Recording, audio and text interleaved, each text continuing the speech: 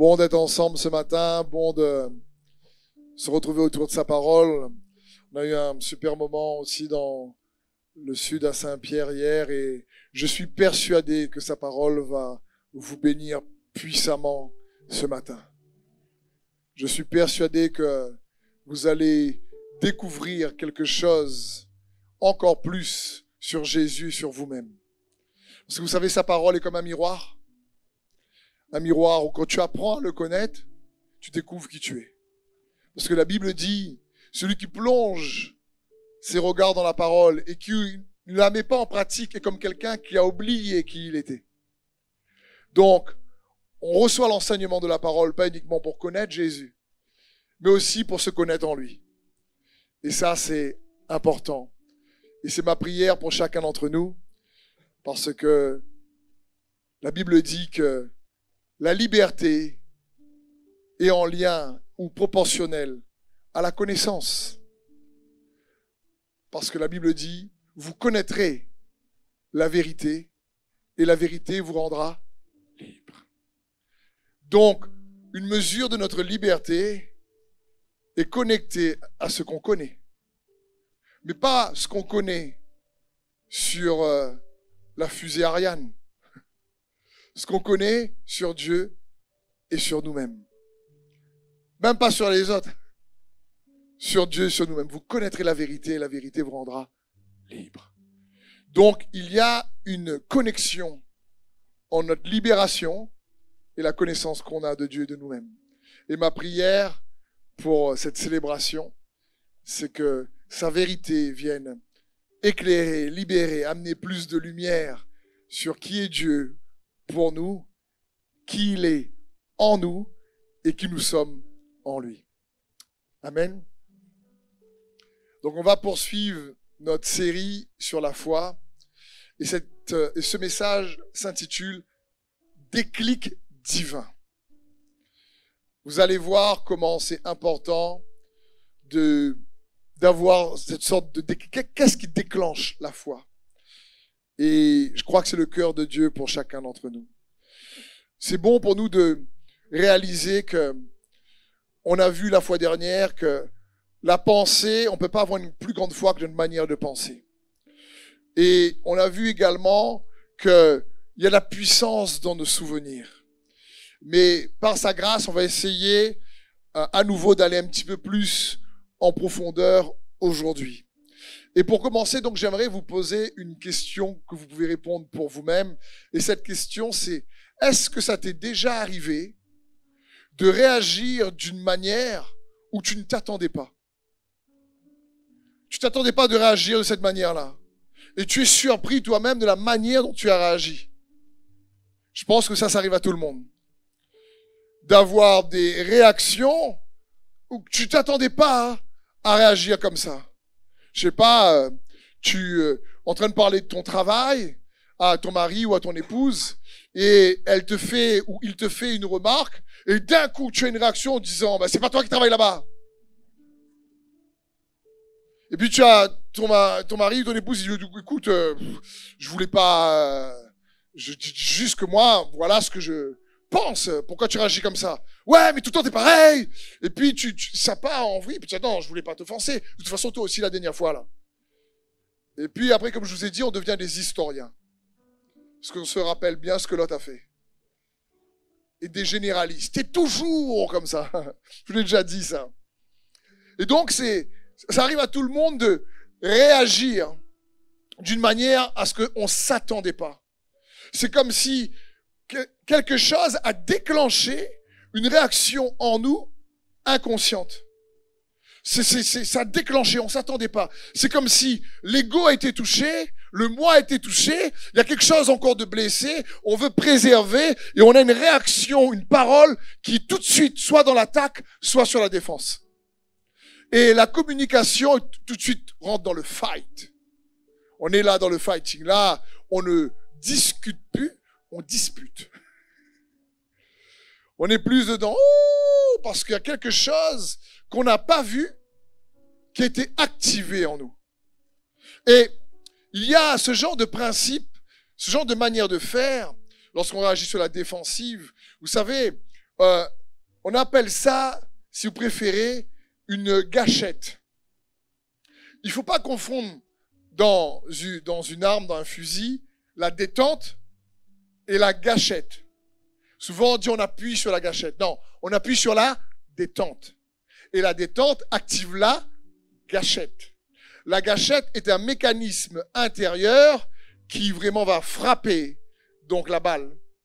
Et pour ça, il faut appuyer sur la détente. Donc, dans la vie, tous, on a des choses qui agissent sur nous et sur notre être intérieur comme une détente. Il y a certaines situations, certaines paroles qui vont venir activer une gâchette intérieure et tout un mécanisme va se mettre en place et des fois, on n'est même pas conscient.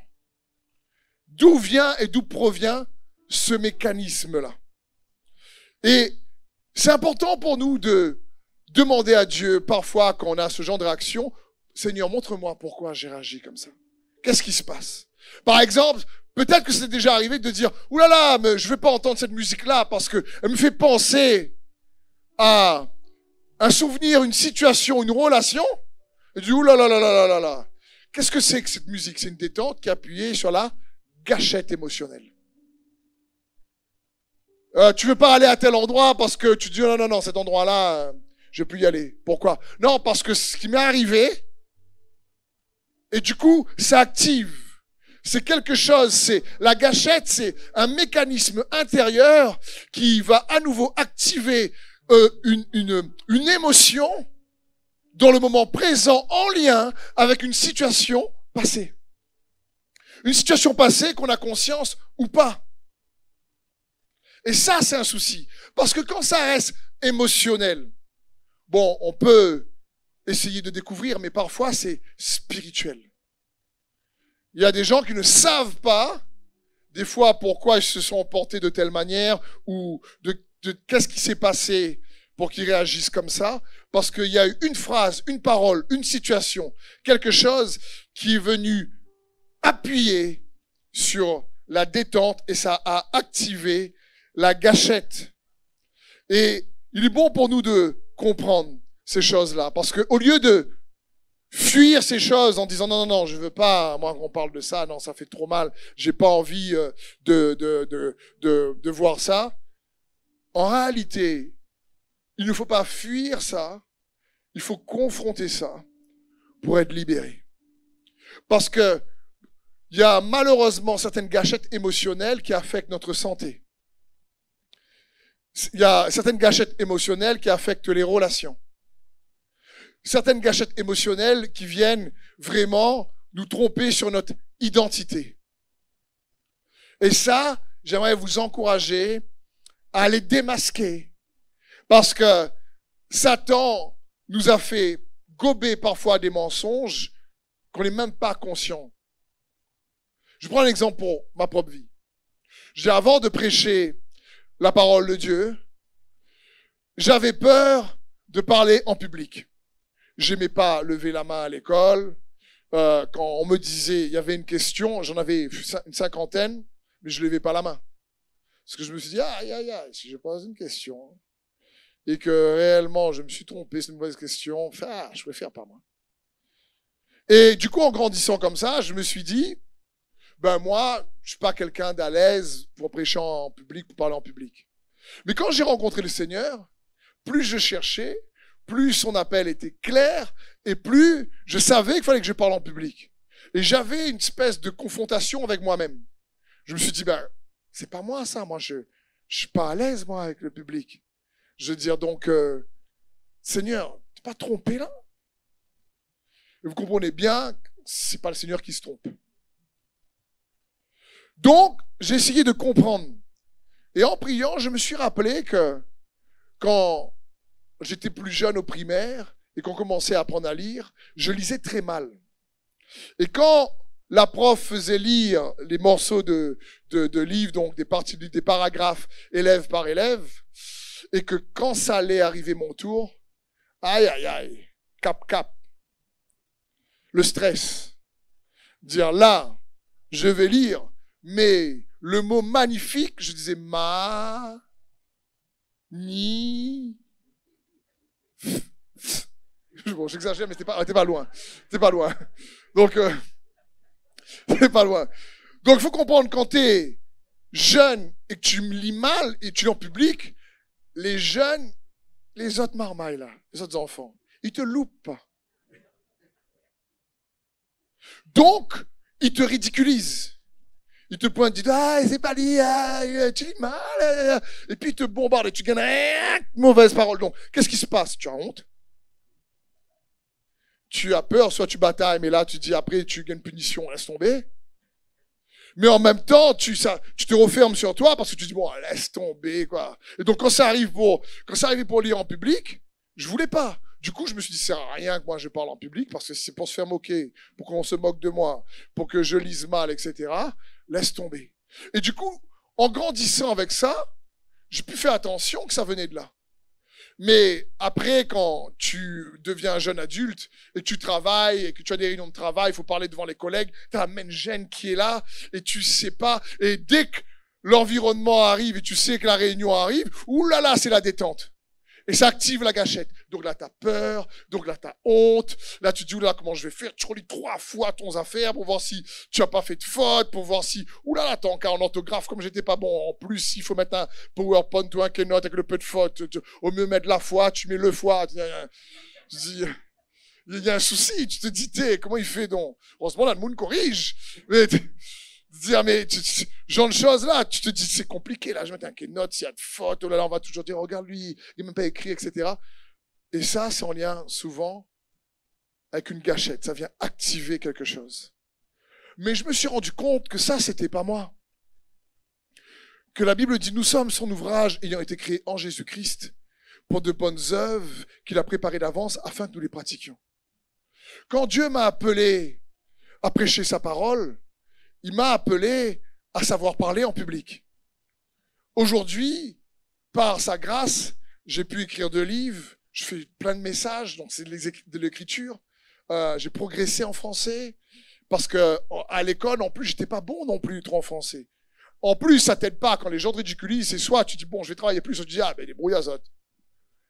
Et plutôt, c'était des brouillazotes. À un moment donné, j'étais tellement mauvais en français au collège, que la prof me dit, écoute, je suis fatigué de te mettre 0, je vais noter les moins.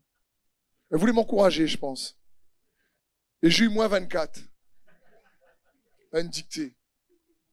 Je pense que dans un mot, il y avait 4 fautes. Tu vois, et ça, c'est pas pour ça que j'étais nul à l'école. J'étais pas bon en français jusqu'à un certain âge. Après, je me suis rattrapé. Mais je veux dire, c'est des mécanismes dans l'enfance que si tu fais pas attention, produit en toi une espèce de gâchette émotionnelle. Il y a des personnes, quand tu arrives dans un environnement ou une atmosphère, tu sais même pas ce qui se passe et tu commences à avoir honte ou peur et tu comprends même pas pourquoi. Ça signifie qu'il y a quelque chose en toi, il y a un signal. Les émotions sont comme une alarme. Et comme je vous dis, quand c'est émotionnel, il faut les gérer. Le plus compliqué, c'est quand c'est spirituel. Quand un mot, une parole, que shift la personne. Un peu comme, là, c'est un film, mais pour ceux qui aiment un petit peu les Marvel, le soldat de l'hiver. Dès qu'on lit un truc, il shift là. Et malheureusement, là, vraiment, là, c'est plus une gâchette, je ne connais pas c'est quoi, mais ça active quelque chose. Et ça, de manière émotionnelle ou spirituelle, il faut faire attention. Ça active. Et puis on est sur la défense, ça coupe la communication, on est en mode protection. Vous comprenez? Et quand moi j'ai découvert ça en cherchant Dieu, je me suis rendu compte que non, j'ai pas été créé pour avoir peur de parler en public. J'ai pas été créé pour réellement croire que être prisonnier de la honte ou de la peur. Et quelle que soit la situation qui produit en toi une honte ou une peur, c'est que peut-être c'est un indicateur qu'il y a une gâchette quelque part. Il y a quelque chose qui produit un déclic, qui déclenche cette peur. Il y a quelque chose qui déclenche une gêne. Il y a quelque chose qui déclenche. Et souvent, on a cru à un mensonge de manière inconsciente. Comme moi, j'ai cru à un mensonge, mais c'est un mensonge de l'ennemi. Quand la Bible dit « Mais nous renversons tout faux raisonnement qui se dresse contre la connaissance de Jésus-Christ ». Le faux raisonnement, c'est quoi?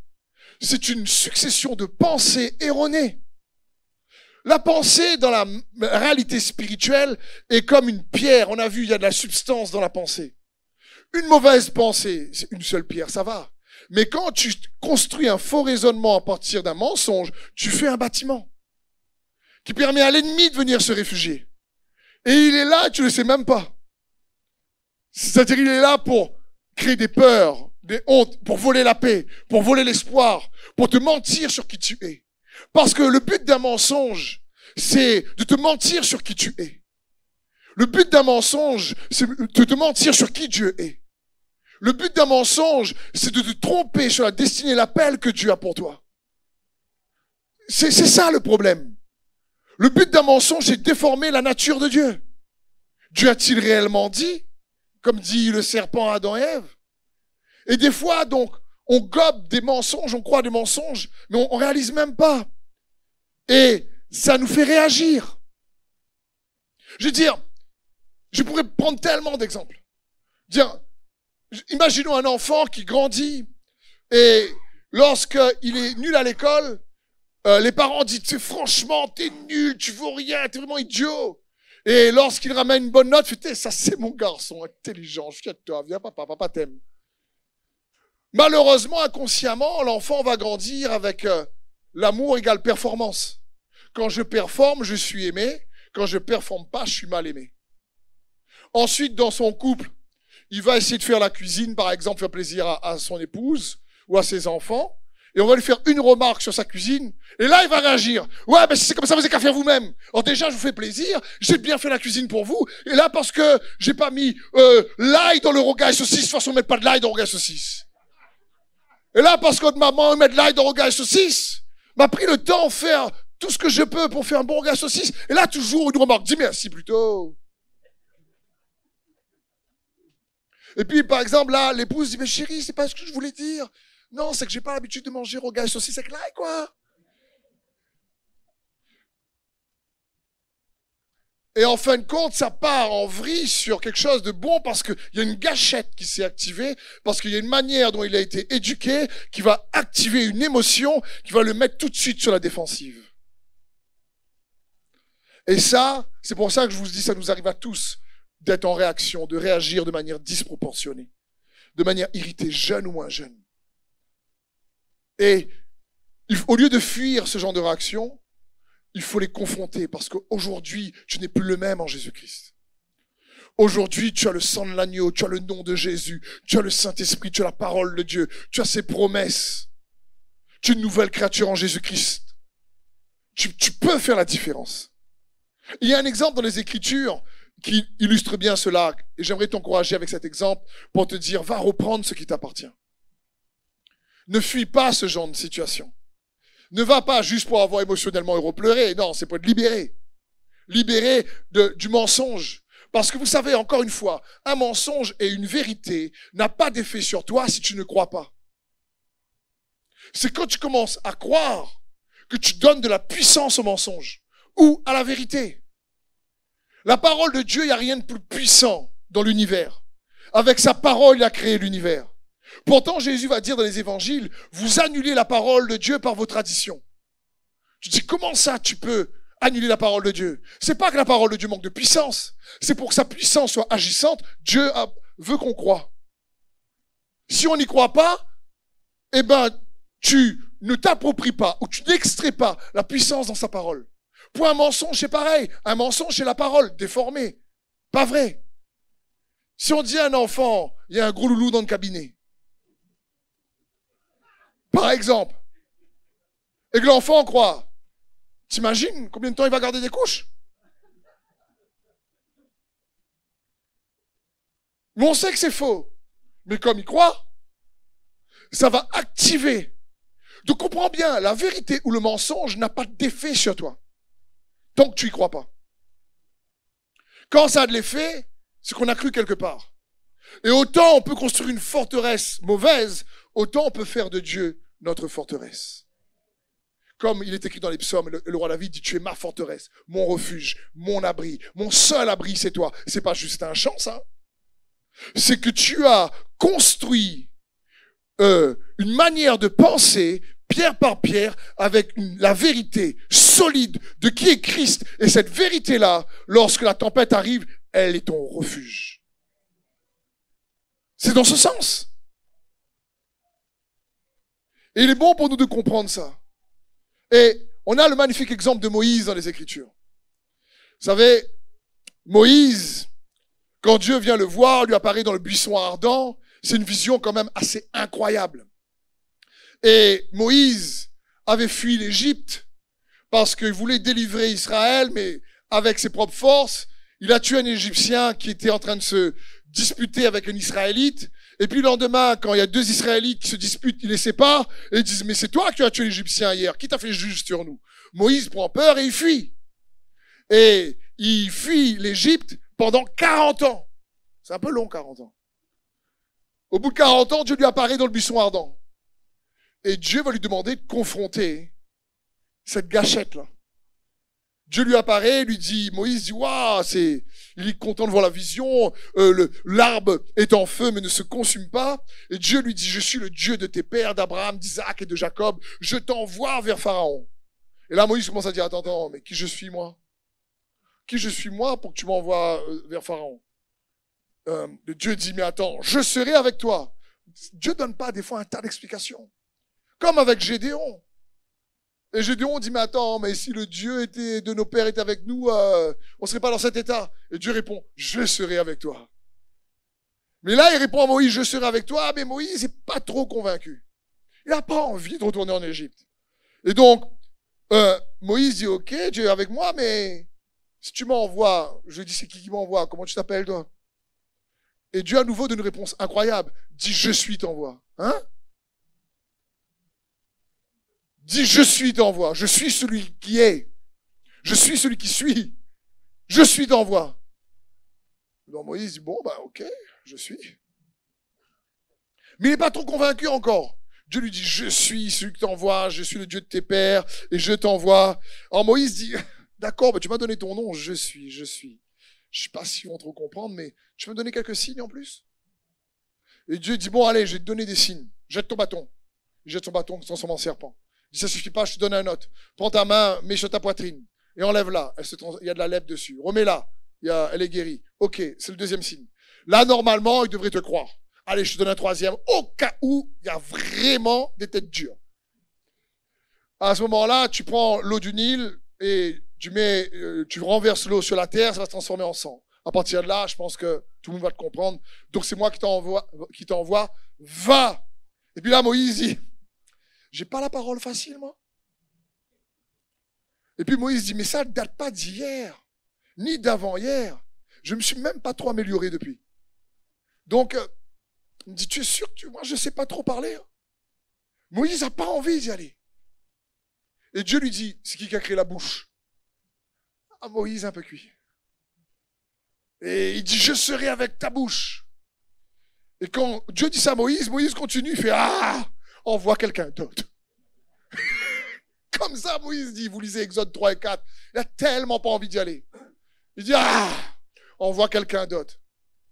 Mais ce que Moïse n'avait pas compris, c'est que Dieu l'avait préparé depuis sa naissance, c'est pour ça que, son enfance. C'est pour ça qu'il était sauvé des eaux. Il a grandi dans le palais parce que lui savait comment gouverner une nation. Il n'a pas grandi avec une mentalité qui était en esclavage. Il a grandi avec une mentalité de prince. Et Dieu l'avait mis de côté, à part, pour délivrer cette nation. C'était en lui.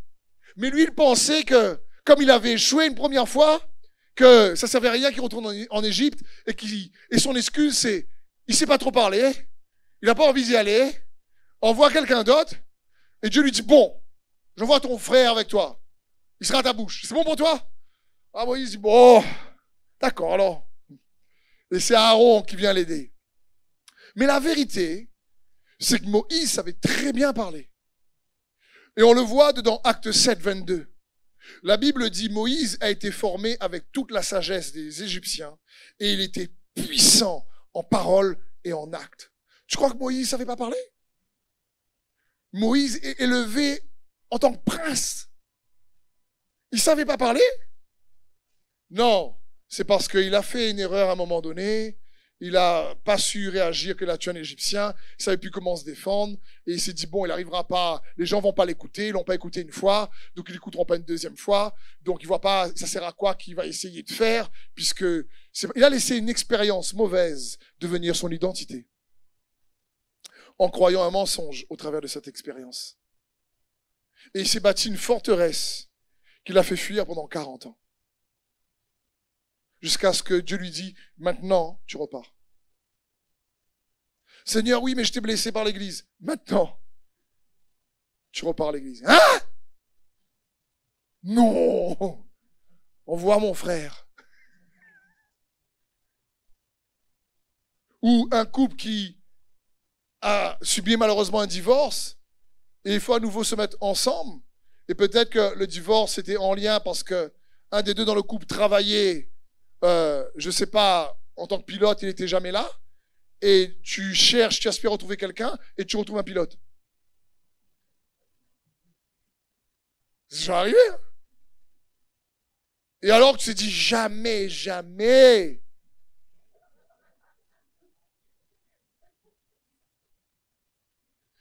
Parce que Dieu veut pas te laisser tel que tu es. Moïse était designé pour être un libérateur. Mais il avait vécu une expérience où il a échoué. Et cette expérience a activé en lui une gâchette qui le faisait douter de son identité. Et j'aimerais juste t'encourager à comprendre et à réaliser que, comme pour Moïse, tu as été designé en Jésus-Christ pour faire ce que Dieu veut, pour faire sa volonté et son plan. Et il nous faut apprendre donc à démasquer les mensonges de l'ennemi. Parce que Dieu veut pas uniquement que tu fuis ou que tu survis, il veut te faire triompher. C'est pour ça que la parole de Dieu dit que toute chose concourt au bien de ceux qui aiment Dieu, de ceux qui marchent dans son plan parfait. Toute chose ne vient pas de Dieu, mais Dieu est capable de se servir des moins 24 en dictée pour qu'ensuite tu écrives 2 livres et encore d'autres par la grâce de Dieu qui vont arriver pour dire c'est juste sa grâce et sa miséricorde. C'est pas tes efforts, c'est pas parce que tu es bon. Hein. C'est juste sa grâce et sa miséricorde. Parce que toute chose concourt au bien de ceux qui aiment Dieu. Donc si tu as vécu quelque chose dans ton passé de difficile, qui ne concourt pas encore, voilà, à ton bien, c'est que c'est pas fini.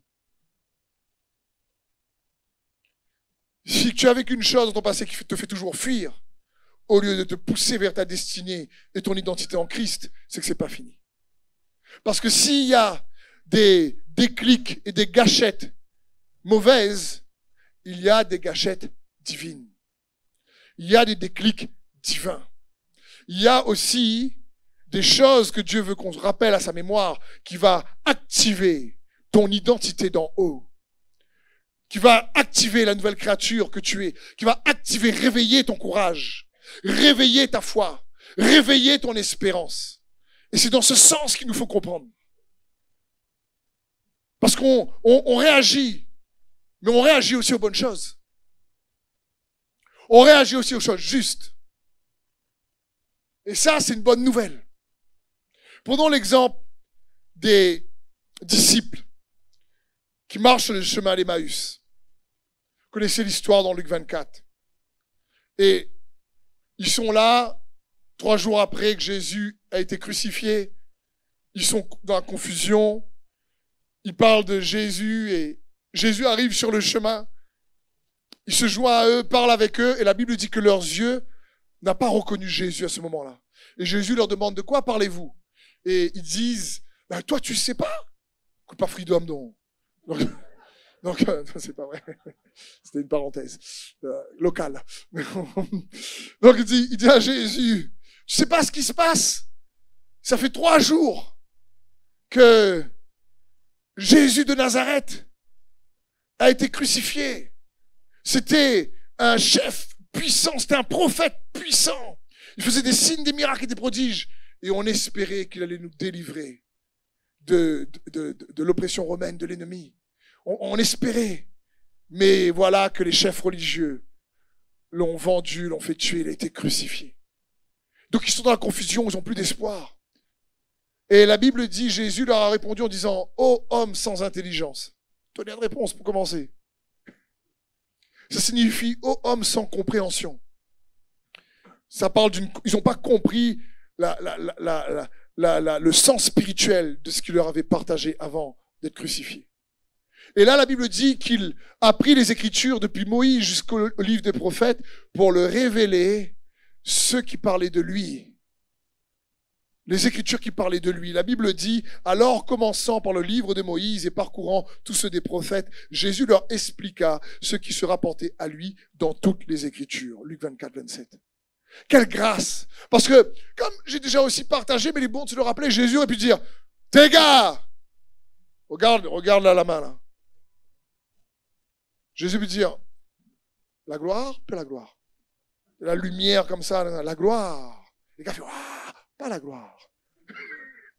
Les gars ont fait, ah oui, Jésus aurait pu faire, je vole un peu dans l'espace, dans le ciel. Les gars font, Jésus aurait pu courir dans le vide pour dire, là les gars, ah, c'est moi ça. Ouvrez un peu aux yeux, quoi. Tu vois pas, dis, mais mets ta main dans mon poignet, mets ta main dans ma main, mais regarde le côté. Jésus aurait pu dire ça tout de suite. Mais Jésus s'est pas révélé à eux de manière physique. Il voulait qu'ils le découvrent au travers de la parole. C'est bon pour nous, ça. Parce que si ils avaient découvert Jésus de manière physique, ben on aurait peut-être cru que le salut, il fallait que tous on le découvre de manière physique. Alors non, Jésus voulait qu'ils aient la foi en le découvrant au travers des Écritures. Parce que quand on étudie la parole de Dieu, ou quand on écoute la parole comme vous le faites en ce moment, c'est pour le connaître lui. C'est pour que l'esprit de révélation de sagesse qui se trouve en Jésus-Christ vous dévoile qui il est. Et que vous le découvrez en vous. C'est pour ça que Jésus voulait qu'ils le reconnaissent au travers des Écritures. Leur cœur brûlait en eux, mais ils l'ont pas reconnu tout de suite. Après, Jésus fait mine de partir et ils insistent pour qu'ils viennent manger avec lui. Et quand Jésus accepte de manger avec eux, vous savez ce qui se passe. C'est le repas de la communion. Jésus reprend le pain, Jésus reprend le vin et la Bible dit, il se mit à table avec eux, prit le pain et après avoir prononcé la prière de bénédiction, le partagea et leur donna. Alors leurs yeux s'ouvrirent et ils le reconnurent. Là, il y a eu un déclic. Là, il y a eu un déclic divin. Et je prie que pour toi comme pour moi, le Saint-Esprit te permette d'avoir des déclics divins et te permette de reconnaître Jésus dans ta propre vie, qui il est et ce qu'il a fait. Parce que quand il rompt le pain à ce moment-là, il se rappelle que avant d'être crucifié, ils avaient pris le repas de la Pâque. Et il avait dit qu'il allait donner son corps. Ce pain représente son corps. Il avait dit qu'il allait verser son sang. Et là, ils le reconnurent en se rappelant de la grâce que Dieu leur a accordée en mourant sur la croix pour que nous soyons plus esclaves du péché. Il leur avait dit qu'il allait souffrir pour que nous puissions ne plus trop souffrir. Il avait dit qu'il allait traverser des épreuves pour que nous puissions nous-mêmes traverser l'ombre de la mort, mais avec lui, avec sa force et sa grâce, avec sa paix et son espérance. Il leur avait dit, mais ils avaient oublié, parce qu'ils avaient mal raisonné, ils avaient mal analysé les circonstances, au lieu de rester sur ce qu'il avait dit. Il avait parlé dans les Écritures. Le rocher sous la tête de Jacob, c'était lui. Le rocher qui suivait le peuple d'Israël et dans lequel il trouvait de l'eau, c'était lui. La colonne de feu, la colonne de nuée, c'était lui. Melchizedek avec Abraham, c'était lui. Je dis, il a commencé à leur parler des Écritures pour leur montrer qu'à chaque fois, il était là pour les sauver et les délivrer.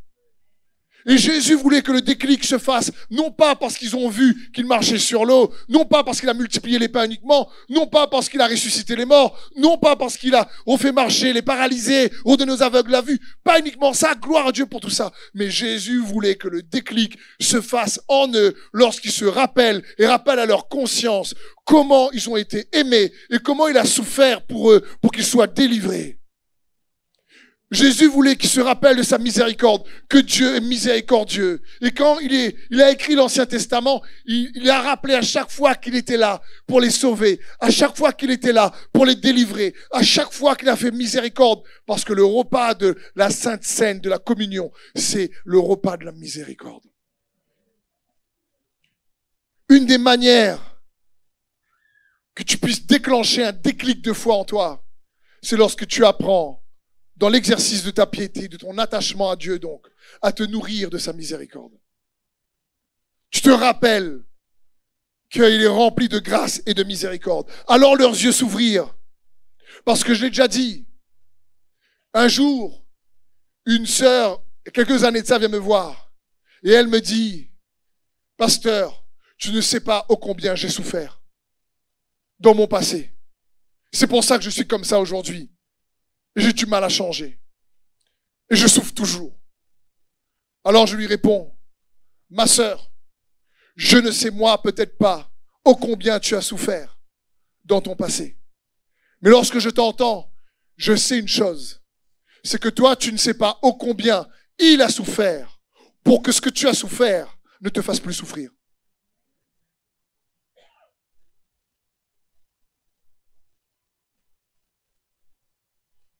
Donc, c'est pas de connaître ta souffrance qui t'apportera juste la guérison. C'est que tu connais sa souffrance pour toi.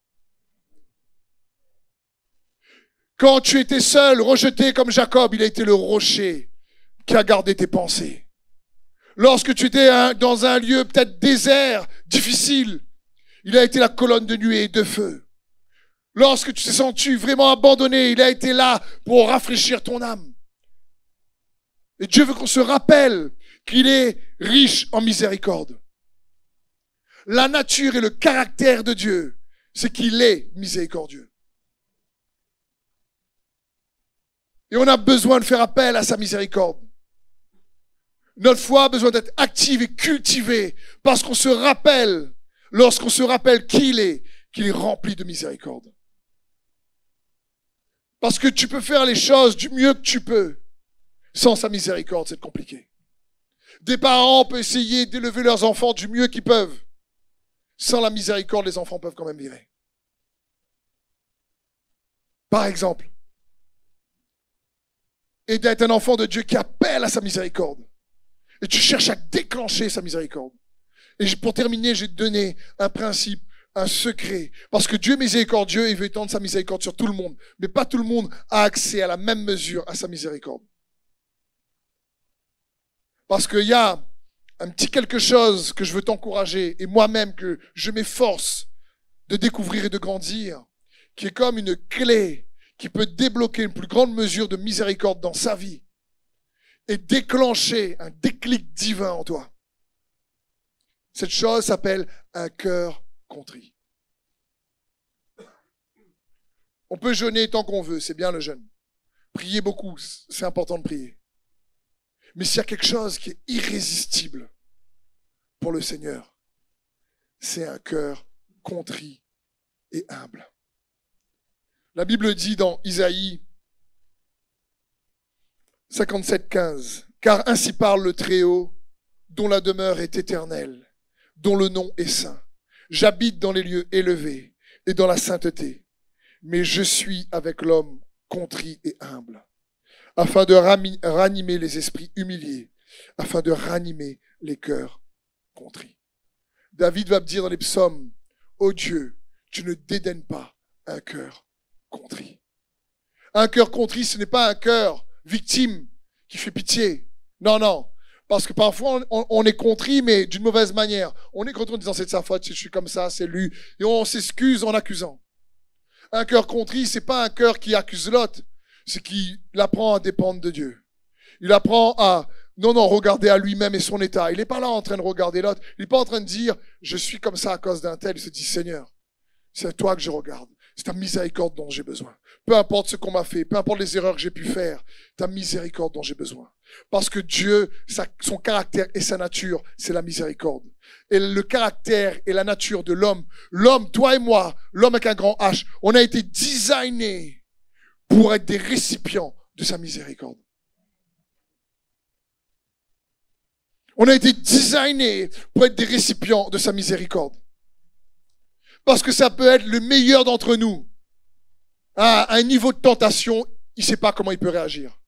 Regardez le roi David, un homme sur le cœur de Dieu. Je ne pensais pas qu'il pensait mal agir que l'a vu Bathsheba. Mais il est parti malheureusement en vrille. Et il a fait appel ensuite à la miséricorde de Dieu. Tu vois, pour tenir ferme dans ta vie, pour rester en feu, pour te relever, pour que Dieu réponde avec puissance à ta requête. Ce qui est important, c'est d'apprendre à cultiver un cœur contrit. Avec humilité. L'humilité, pas là pour dire c'est la faute à l'autre. Si l'autre t'accuse, débrouille-le, pardonne-le, et trace ta route. Dieu dresse une table en face de tes adversaires. Amen. Qui tu regardes, tes adversaires ou les mets succulents sur la table? Qui attire plus ton attention? Ce qui dit tout et n'importe quoi sur toi? Ou ce que Dieu dit de toi sur la table?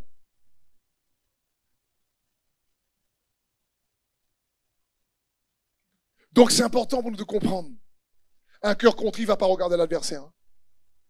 Un cœur contrit, à l'exemple du fils prodigue, va dire, c'est Seigneur, j'ai péché, Père, j'ai péché contre toi.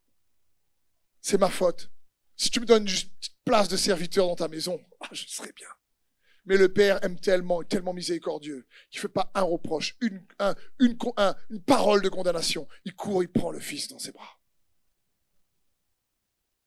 Grandir dans ta vie chrétienne et apprendre à plaire à Dieu avec un cœur contrit et humble, mon frère et ma sœur. C'est le déclic divin qui va te permettre non seulement de te rappeler un souvenir puissant, mais si on est capable de faire en sorte que par une gâchette mauvaise, il y a une mauvaise réaction, par une gâchette bonne, il y aura des bonnes réactions. Tu peux réveiller le courage, réveiller la paix, réveiller l'espérance. Parce que tu te rappelles ô combien il a souffert pour que tu ne souffres plus. Ou que tu souffres moins. Ou que même si tu souffres, tu restes dans la paix. L'apôtre Paul va dire, attristés, nous sommes toujours joyeux. Et Dieu ne fait pas de différence. Sa miséricorde s'adresse à tout le monde. C'est pas que pour les pécheurs, c'est aussi pour ses enfants. Amen. Je terminerai sur ce verset.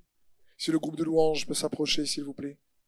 1 Pierre 2,10 nous dit, vous qui autrefois n'étiez pas un peuple et qui maintenant êtes le peuple de Dieu, vous qui n'avez pas obtenu miséricorde et qui maintenant a obtenu miséricorde.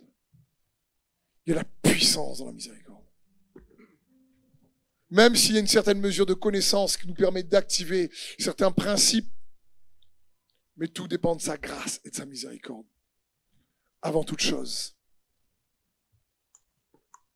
Amen. Saint-Esprit, je te remercie pour ta merveilleuse présence dans ce lieu. Je demande d'étendre ta main sur mes frères et mes sœurs et ceux qui sont présents dans ce lieu comme ceux qui sont derrière leur écran. Et viens, Seigneur, me donner le courage, la force de peut-être démasquer les œuvres des ténèbres dans leur vie, les mensonges que l'ennemi a peut-être cachés. Qui puisse, Seigneur, non seulement avoir le courage de confronter, mais être totalement libéré par la puissance de la vérité, de la connaissance qui se trouve en Jésus-Christ. Fais-nous miséricorde, Seigneur. Nous ne connaissons pas tout des fois, nous ne voyons pas tout des fois. Pardonne-nous ce que nous ignorons. Aide-nous à nous rappeler que, à côté du Dieu puissant que tu es, tu désires que nous puissions nous rappeler ô combien nous sommes aimés par celui que tu es et ce que tu as fait à la croix pour nous, Jésus. Merci pour ton pardon, ta justice.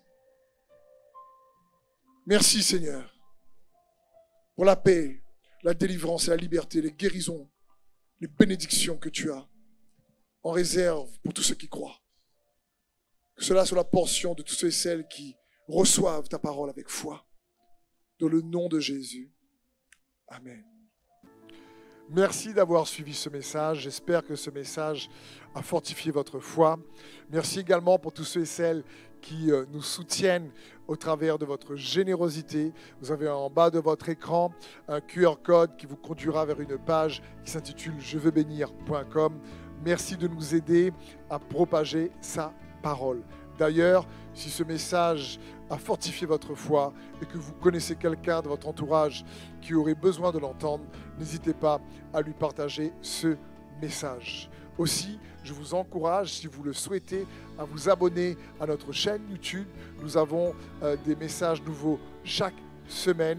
Nous sommes aussi présents sur d'autres médias dont vous aurez donc les liens dans la description ci-dessous. En tout cas, merci de nous avoir suivis. Soyez bénis.